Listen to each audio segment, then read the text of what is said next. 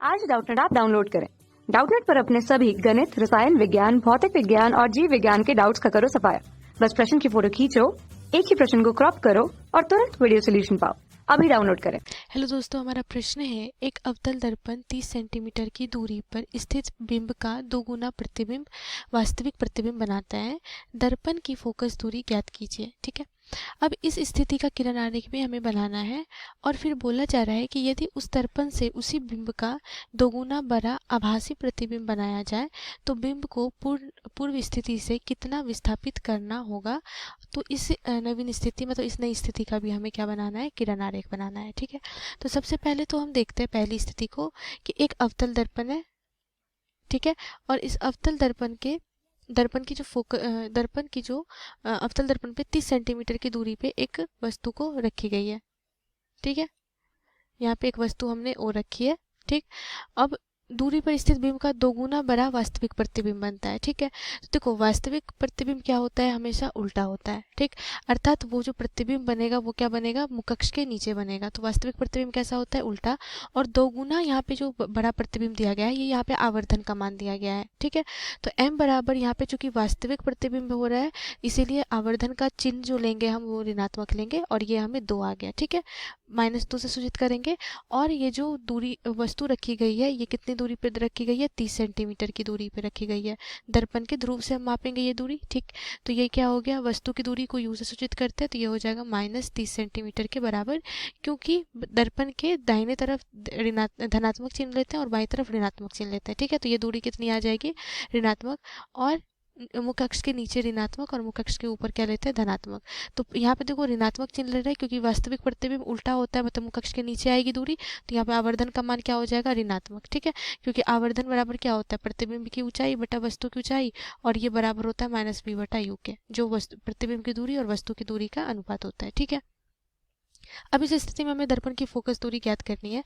तो देखो दर्पण के लिए हमें आवर्धन बराबर m बराबर क्या होता है, -b बटा u। इस सूत्र को लेकर के चलते हैं। तो यहाँ पे आवर्धन का मान हमें दिया कितना है, -2 बराबर हो जाएगा -b बटा u।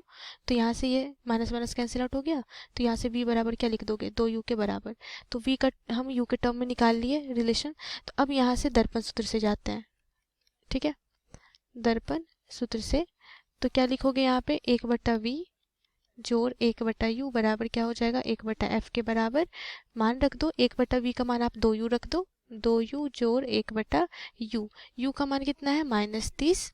ये हो गया -30 के बराबर बराबर 1 बटा एफ। और एफ का मान हमें निकालना है। ठीक है, अब यहाँ पे 1 बटा 2u है, यहाँ पे भी मान रख दो तो ये हो जाएगा -30, जो ये यहाँ पे ऋणात्मक हो जाएगा। ठीक है, ये क्या हो जाएगा यहाँ पे, -1 बटा 30 बराबर 1 बटा एफ। ठीक है, तो यहाँ से क्या आ गया, -1 बटा 60 -1 बटा 30 बराबर 1 बटा एफ। तो यहाँ से एलसीएम लो तो ये आ गया 60 -1 -2 बराबर 1 बटा एफ। तो ये हो गया -3 बटा 60, ये कितना आ गया, 20 के बराबर 1 बटा एफ। तो 1 बटा एफ बराबर कितना आ गया, -1 बटा 20। तो यहाँ पे फोकस दूरी कितनी आ गई, -20 सेंटीमीटर के बराबर। ठीक है, तो देखो अवतल दर्पण की फोकस दूरी कितनी आ गई, 20 सेंटीमीटर के बराबर। और ऋणात्मक चिन्ह स्पष्ट कर रहा है कि ये जो फोकस दूरी है ये अवतल दर्पण का है। ठीक है, तो पहले के लिए तो हमें ज्ञात हो गया। अब इसके लिए हमें किरण आरेख खींचना है। ठीक है, तो देखिए आइए किरण आरेख देखते हैं किस प्रकार से बनेगा।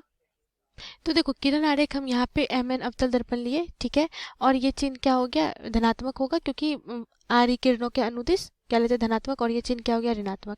फोकस दूरी कितनी निकली है, 20 सेंटीमीटर निकली है।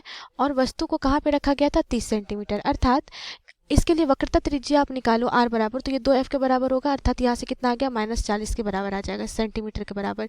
तो वस्तु को 30 सेंटीमीटर है, फोकस दूरी कितनी है, 20 है, और वक्रता त्रिज्या 40 सेंटीमीटर है। मतलब वस्तु को कहाँ पे रखा गया है, फोकस F और C के बीच में रखा गया है। ठीक है, तो यहाँ पे एक वस्तु रखी है हमने। अब यहाँ से देखो किरण आरेख बन रहा है। तो एक क्या जा रही है, मुख्य अक्ष के समांतर किरण जा रही है, जो क्या होगी, इसके मुख्य फोकस से होकर के गुजरेगी। ठीक है, यहाँ पे ये गई और यहाँ से ये आरेख के नियम से। अब दूसरी जा रही है, दूसरा क्या हो रहा है कि एक अल्फा कोण पे आपतित हो रही है, तो परावर्तन के फलस्वरूप अल्फा कोण से क्या होगी, परावर्तित होगी परावर्तन के नियम से। अब यहाँ पे क्या हो रहा है कि जहाँ पे दोनों किरणों का कटान हो रहा है वहीं पे क्या होगा, प्रतिबिंब का निर्माण होगा। ठीक है, जहाँ पे दो या दो से अधिक प्रकाश किरणों का क्या होगा, कटान होगा, वहीं पे क्या होगा, प्रतिबिंब का निर्माण। तो यहाँ पे देखो प्रतिबिंब का निर्माण हो रहा है और ये प्रतिबिंब कैसा प्राप्त हो रहा है, हमें वास्तविक और उल्टा और आवर्धित प्राप्त हो रहा है। ठीक है, तो इस स्थिति के लिए किरण आरेख हमारा क्या हो जाएगा, ये बनेगा। ठीक है, अब दूसरी स्थिति में क्या बोला जा रहा है कि उसी बिंब का, उसी वस्तु का दोगुना प्रतिबिंब, दोगुना बड़ा प्रतिबिंब हमें चाहिए, पर वो प्रतिबिंब कैसा होना चाहिए, आभासी प्रतिबिंब होना चाहिए। तो बिंब को पूर्व स्थिति से कितना विस्थापित करना होगा, अर्थात अब वस्तु को हम कहाँ रखें ताकि उसका दोगुना आभासी प्रतिबिंब प्राप्त हो सके। ठीक है, तो इसके लिए यहाँ पे देखो क्या हो जाएगा कि हमने उत्तल, यहाँ पे अवतल दर्पण की बात हो रही है, तो अवतल दर्पण में, ठीक है, मान लो हमने वस्तु को यहाँ कहीं रख दिया, ठीक है, ओ, जिससे उसको क्या प्राप्त हो रहा है, उसका आभासी और दोगुना प्रतिबिंब। देखो तो यहाँ पे आवर्धन का मान अब क्या होगा, +2 हो जाएगा, क्योंकि प्रतिबिंब हमें कैसा प्राप्त होना है, आभासी और सीधा। ठीक है, तो आवर्धन का मान क्या हो गया, m बराबर धनात्मक आ जाएगा +2। अब इसके लिए हमें ये जो दूरी है, वस्तु की दूरी, वस्तु को हमेशा हम क्या रखेंगे, दर्पण के बाईं तरफ ही रखेंगे। ठीक है, तो ये दूरी u जो है, इसका मान क्या हम देंगे ताकि उसका आवर्धन जो है m बराबर +2 और आभासी प्रतिबिंब। चूंकि दर्पण नहीं बदला जा रहा है तो उसकी फोकस दूरी भी कोई बदलाव नहीं होगा, तो इस दर्पण की फोकस दूरी f बराबर कितनी दे रखी है हमें, -20 सेंटीमीटर के बराबर, जो हमने निकाला है। ठीक है, तो अब देखो आवर्धन बराबर कितना है, 2 है, तो ये किसके बराबर हो गया, -b/u के बराबर। ठीक है, तो यहाँ से आप क्या लिखोगे, v बराबर क्या हो जाएगा, -2u के बराबर। ठीक, अब यहाँ से दर्पण सूत्र लगा तो 1/v जोड़ 1/u बराबर क्या हो जाएगा, 1/f के बराबर। 1/v का मान -2u रख दो, जोड़ 1/u बराबर 1/f का मान कितना हो जाएगा, -20 सेंटीमीटर के बराबर। तो ये कितना हो जाएगा, -1/2u जोड़ 1/u बराबर -1/20। तो यहाँ से कितना आ जाएगा, एलसीएम लोगे 2u -1 जोड़ 2 बराबर -1/20। ठीक है, तो यहाँ से अब क्या हो गया, 1/2u बराबर -1/20। तो यहाँ से 2u बराबर कितना हो जाएगा, -20 के बराबर। ठीक है, तो यहाँ से u बराबर आ जाएगा -10 सेंटीमीटर के बराबर।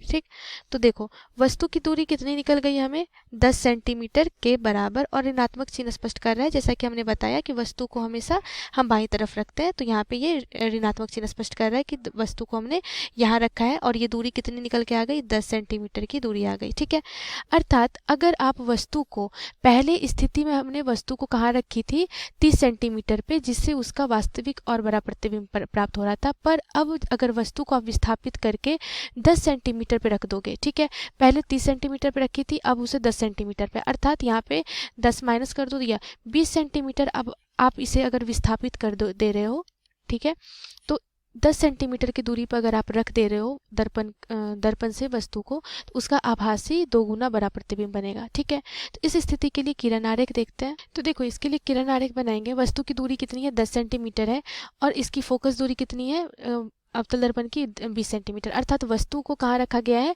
ये ध्रुव, दर्पण के ध्रुव P और फोकस के बीच में। ठीक है, यहाँ पे हमने वस्तु को रखी है। अब देखो यहाँ पे क्या हो रहा है, वस्तु से किरण जा रही है जो मुकक्ष के समांतर जा रही है। ठीक है, मुकक्ष के समांतर जो किरणें जाएंगी वो क्या होगी, ये फोकस से होते हुए जाएगी, लेकिन इसका प्रतिबिंब क्या बनेगा, इसको पीछे एक्सटेंड करो तो ये किरणें हमें कुछ यहाँ पे मिलती जाती हुई नजर आएगी। ठीक है, आभासी।